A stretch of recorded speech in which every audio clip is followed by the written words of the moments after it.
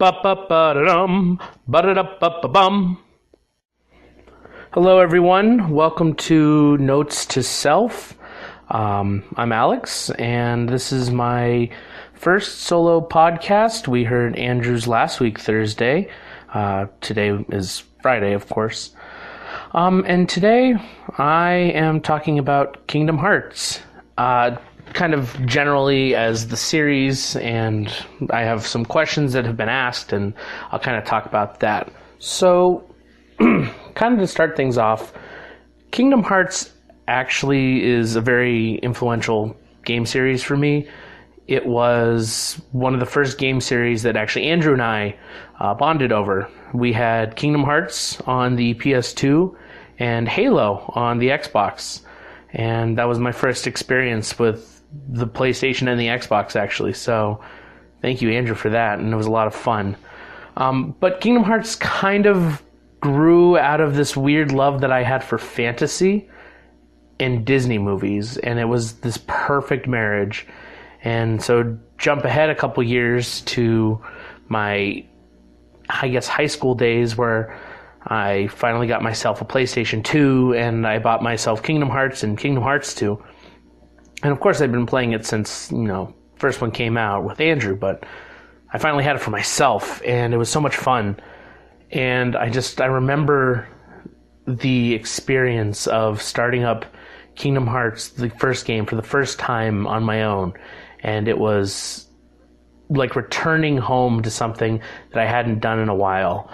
And it was a lot of fun. And visiting those Disney worlds and going through was actually a lot of fun. It was reliving those classic Disney movies and getting to see something new.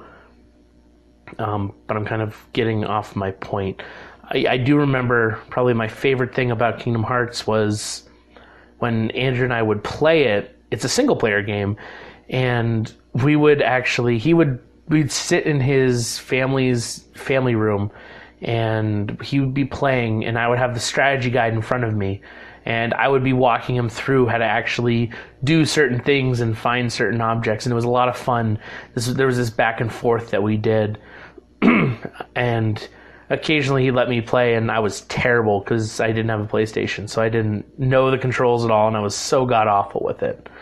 But it was a lot of fun, and I do miss those days sometimes, but, well, now we're both good at video games, so I guess it's a whole different situation.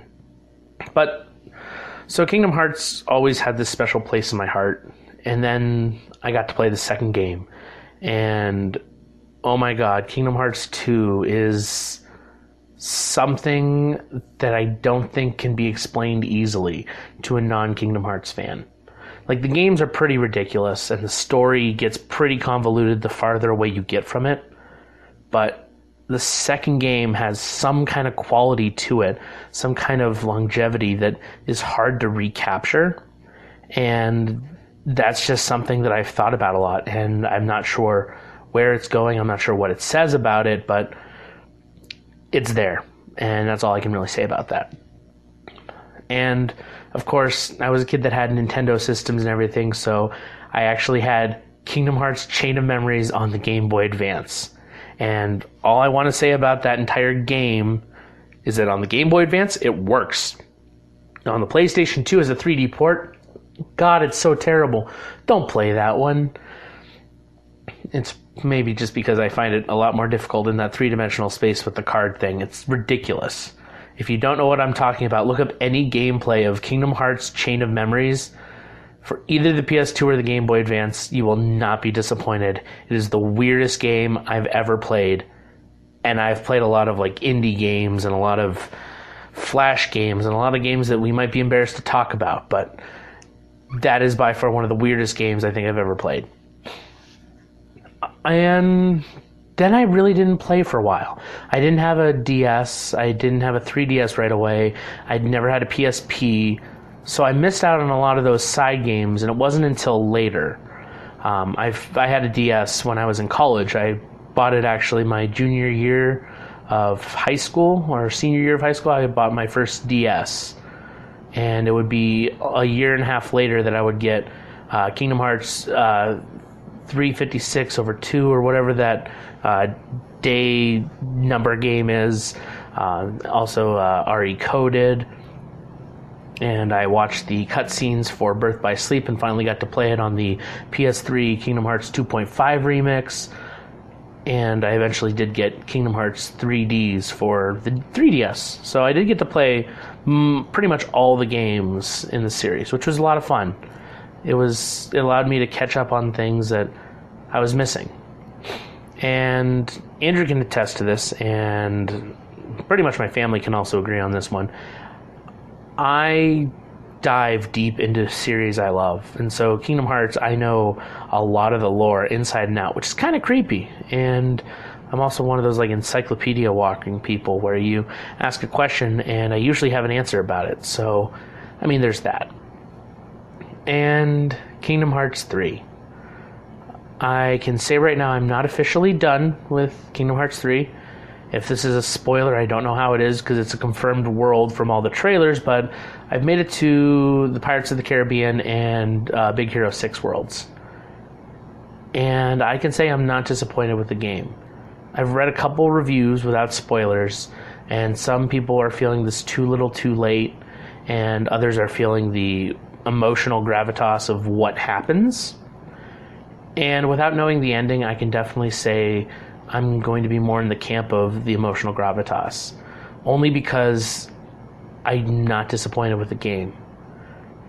Would I have liked if it had come out sooner? Would I have liked certain parts of the game to be longer, or more worlds, or more returning worlds? Yeah, I would have enjoyed those. But being outright upset and disappointed and let down, I've not felt that yet. The only disappointment I have is the Winnie the Pooh level. My God, why couldn't I have more than one mini game with a different skin for each one? Please. Every other game that had Winnie the Pooh had different mini games. Bring that back. But that's neither here nor there. So overall, the series is very important to me, and I know it's not everyone's cup of tea, and that's perfectly fine. People are allowed to feel the way they do about any game series. It's a matter of opinion. My opinion, I happen to love Kingdom Hearts. It's one of those strong series that's in the back of my mind and always available to me. So it's one of those that will always be important to me, whether it's important to everyone. So that's my piece on the series overall.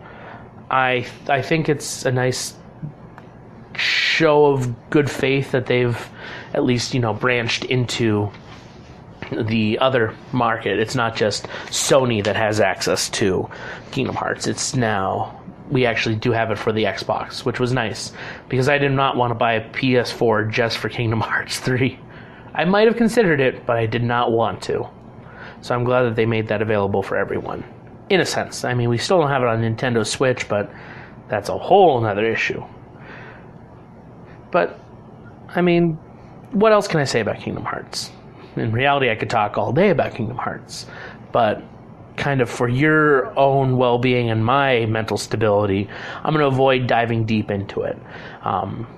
I guess I'll definitely answer some of the questions you guys asked, and I'll also talk a little bit about some things that I want from the series and kind of things I wanted moving forward.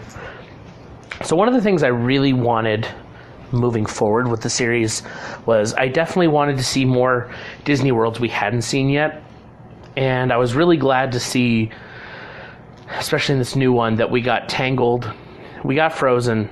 Not a huge fan of Frozen, but I was still glad to see it.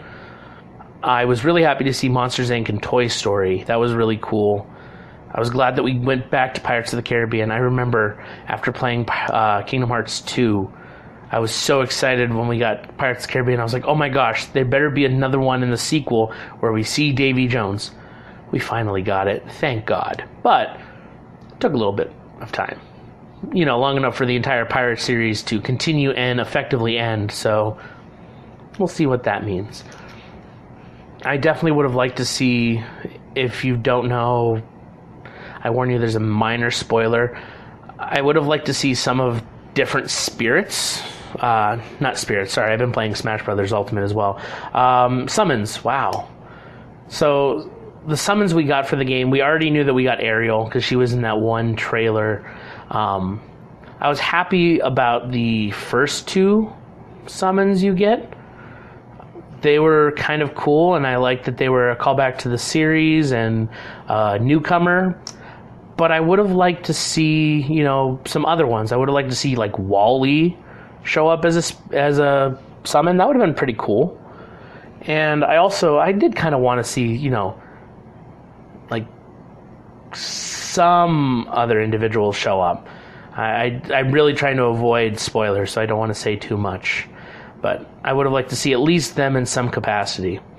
I also would have liked to see, more characters in Twilight Town from the past games and everything. And even though we get Radiant Garden in some cutscenes, I would have liked to see some more of our former friends that, come from a Final Fantasy game rather than, just the characters from the series itself. And, of course, I'm referring to, Organization 13 members and whatnot.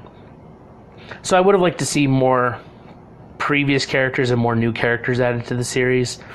But I'll take it where we can.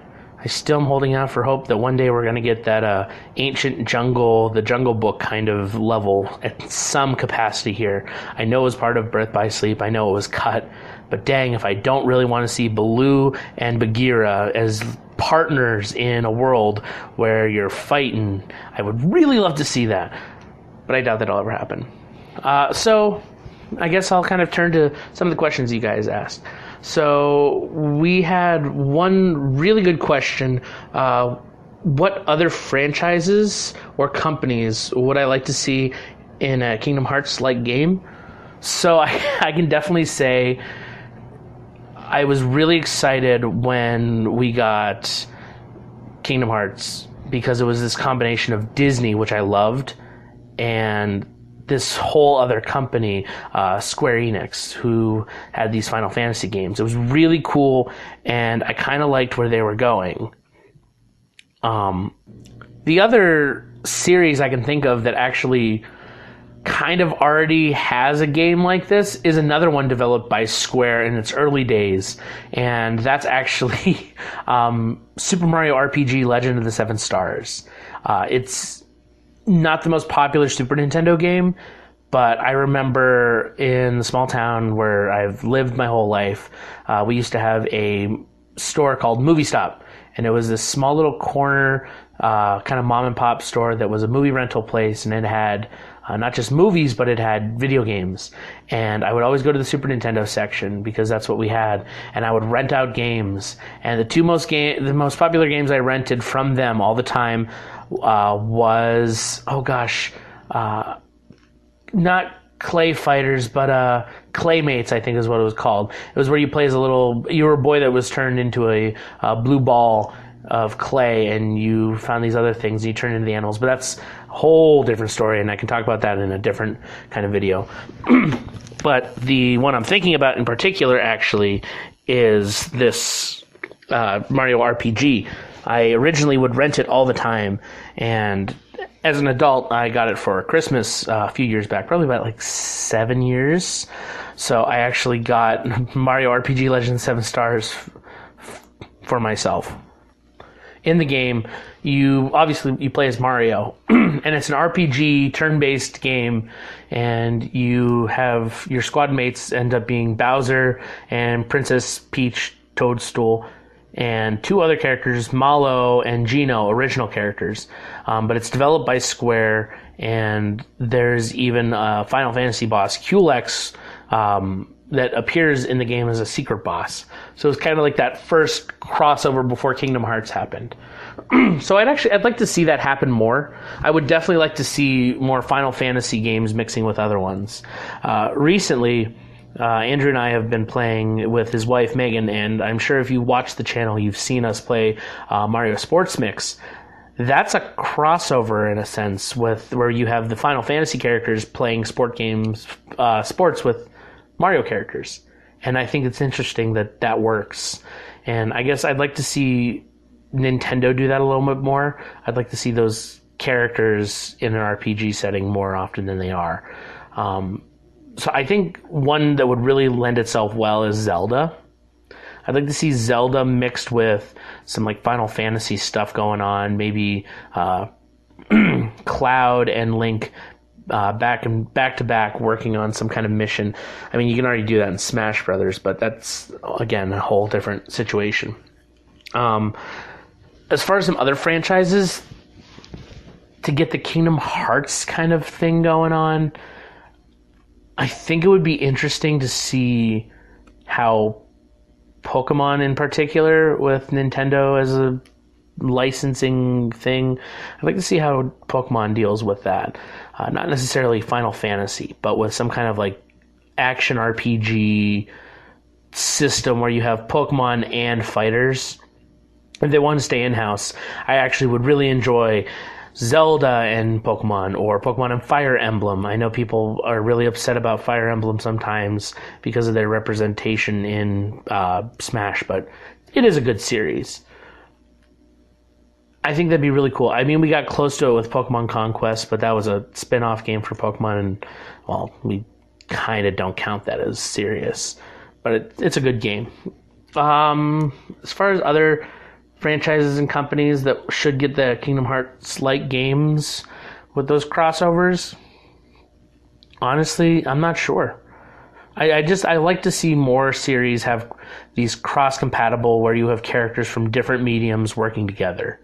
And I think Disney and Final Fantasy work really well together, and I'm disappointed to see that we didn't have as much of that Final Fantasy representation in the new Kingdom Hearts game.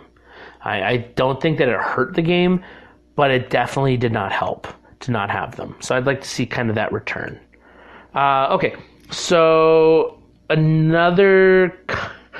had one question from a dog Instagram on our official Instagram. The question was, what dog characters do I want to see added as playable? And I've actually given this thought before.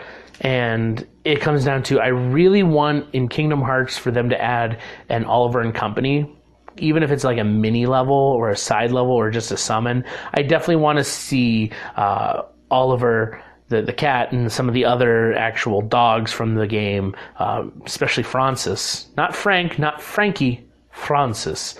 I want to see like those dogs return. I definitely think we should have Pongo and Perdita and the 101 Dalmatians return to the series.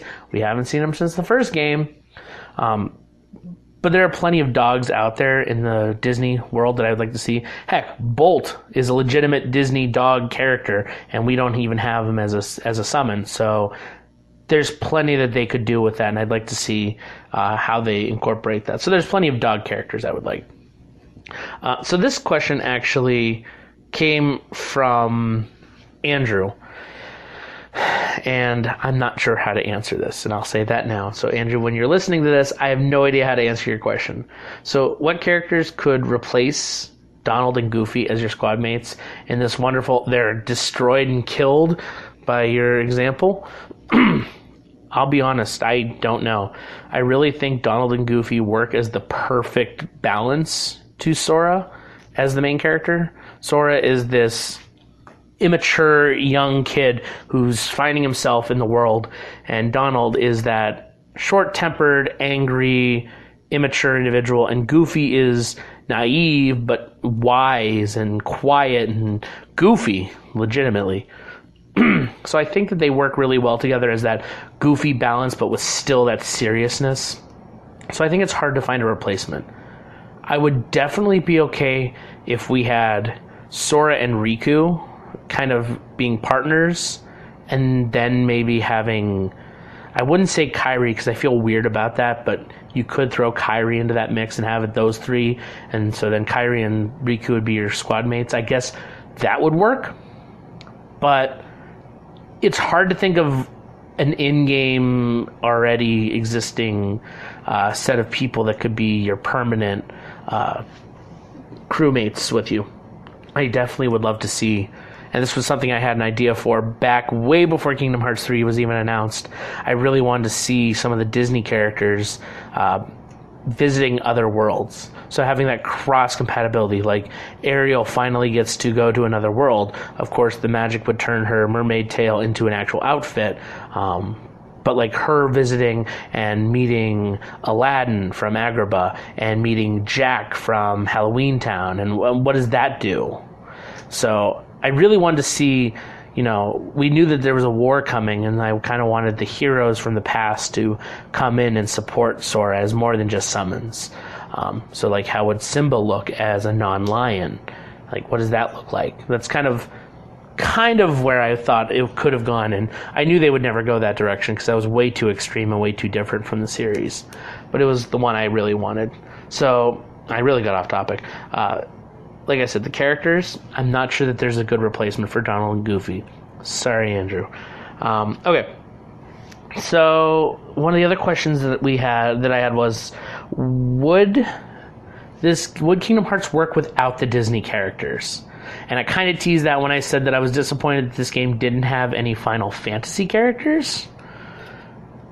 I'm not sure that Kingdom Hearts would work without the Disney characters. And I think this game, the third game, works because it has already established itself to have its own unique characters. All the Organization 13 people, all the villains that are not based on Disney, the Heartless, the Nobodies, the Unversed, all those enemies aren't inherently based on Disney, and it works. But their worlds, the worlds that we get that are not exclusively Disney worlds, Traverse Town, Twilight Town, obviously we have from Birth by Sleep, the place where you start your missions and everything, the Keyblade Graveyard. Like, we have these physical locations that are not connected to any one specific world. Destiny Islands, the world that never was, the end of the world, Hollow Bastion / Radiant Garden. They're all kind of these original non-Disney worlds, but they incorporate the Disney characters so well into it, it's hard to separate them from it. And I think even though they separated the Final Fantasy characters, it still felt like something was missing. And I think by removing the Disney characters altogether and being exclusively, characters only original to the series also means you get rid of Sora, Riku, because both of them were based off of Final Fantasy characters. I think Kairi to an extent, but I'm not positive on that one. But I don't think it would work as a non-Disney kind of game. Maybe if they had a different kind of series they already connected to it, it would work. But without some kind of fallback series to boost it other than itself, I don't think it would do as well, and I think it would kind of fail. So, to get to Demand's question that he asked both Andrew and myself, what actors would play us in a 4Gamers movie? So I've listened to Andrew's answers, and I can't deny his answers are pretty spot on. I would actually stick with Pat being Nick Offerman. I can't find a better actor for him. I guess sometimes I thought, what is his name? The guy that played the Punisher, and I'm drawing a blank on his name. Not the modern one necessarily. The one that Pat really loves. I'm drawing a blank. I guess Thomas Jane, I think was his name. Maybe I feel like he's too old and he doesn't look quite right. It's hard to figure out exactly who would play him, but I think Nick Offerman was the best because personality-wise, he is Ron Swanson to a T. Pat, I know you're going to listen to this and you listen to Andrew's. If you ate anything other than meat all the time, and we're talking bacon and sausage and ham and burger, if you did anything other than that, I would say, yeah, you're not Nick Offerman, but you're Ron Swanson. And breakfast is fantastic. And the same kind of goes with Joe. Joe is Michael Cera. No doubt about that. He is awkward and lanky and awkward, and he doesn't quite fit with the group, but we make him fit, and it's kind of fun. If Steve Buscemi was a lot younger, I might argue that Steve Buscemi could play him, only because he's that kind of awkward, gangly kind of guy. He doesn't look nearly enough like Joe, but I think it would be funny to, hear Joe voiced by Steve Buscemi. So Sean, I'll be honest, I got nothing for Sean. I really don't. I've given it some thought before, and I've tried to think of possible actors for Sean, and I draw a blank. So I'm deferring to Andrew's judgment. Paul Jourdain, that's probably the best we're going to get. As far as I'm concerned and Andrew's concerned, I have some different thoughts. So Andrew said Jim Belushi or Jonah Hill. I'll accept the Jonah Hill. The Jim Belushi, I mean, does anyone want to be Jim Belushi? I'd rather be John Belushi, but then again, I'd be dead. Definitely he's in the right area in thinking heavier comedic actor for me. That's spot on. I will admit that to the end of my time. If he was alive, I'd definitely put, Chris Farley as me, because that's definitely way more my route. So I'd take that, not Kevin James, although I might be able to pull that off. But I did, and this is a weird segue, and I'm not sure how it works, but a coworker of mine at my other job, my non-teaching job, suggested that I look a little bit like John Lovitz, and I can do a fairly good impression of John Lovitz when my voice doesn't hurt. So unfortunately, you won't hear that here today. But I at first I was really offended when they said John Lovitz, but I could see John Lovitz playing me, and I would be okay with that. I'm sarcastic, I'm kind of a dick, and it works. So, yeah, I'm okay with that. All right, and so our last person, Andrew. Andrew claimed himself to be played by Jason Statham, Dwayne "The Rock" Johnson, or Max Adler. I'm not sure that those work.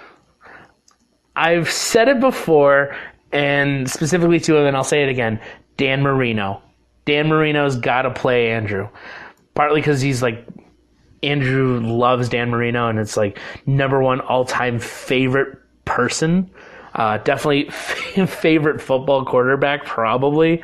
So Dan Marino, Dan the Man, definitely I feel like is like the best person pick for Andrew.